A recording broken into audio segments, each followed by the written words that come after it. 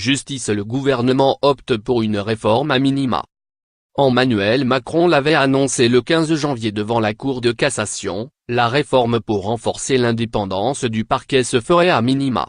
L'article 12 de ce texte prévoit que les magistrats du parquet sont nommés sur l'avis conforme de la formation du Conseil supérieur de la magistrature, CSM, compétente à l'égard des magistrats du parquet. Selon l'exposé des motifs, la mesure est destinée à conforter l'indépendance des membres du parquet.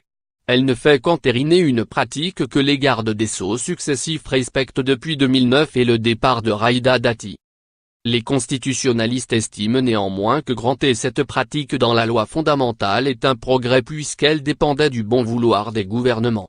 Cela correspond au plus petit dénominateur commun auquel le projet de réforme constitutionnelle voulu par François Hollande lors de son quinquennat avait été réduit en 2016, au pied du Congrès de Versailles, qui n'avait pas été convoqué. Autre disposition reprise de ce précédent projet, le transfert du pouvoir disciplinaire pour les membres du parquet au CSM, même si le garde des Sceaux reste maître de la saisine de l'institution. Le premier président de la Cour de cassation et son procureur général avaient plaidé en janvier pour que, au minimum, le CSM puisse avoir l'initiative de proposer les nominations de procureurs et procureurs généraux, comme il l'a pour les hauts magistrats du siège. En vain. Le gouvernement garde la main. Autre promesse tenue, la suppression du siège offert aux anciens présidents de la République au Conseil constitutionnel.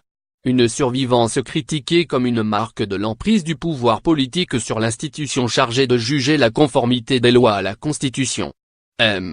Macron fait une fleur à Valéry Giscard d'Estaing avec une disposition transitoire lui permettant de continuer de siéger, Nicolas Sarkozy et François Hollande y ayant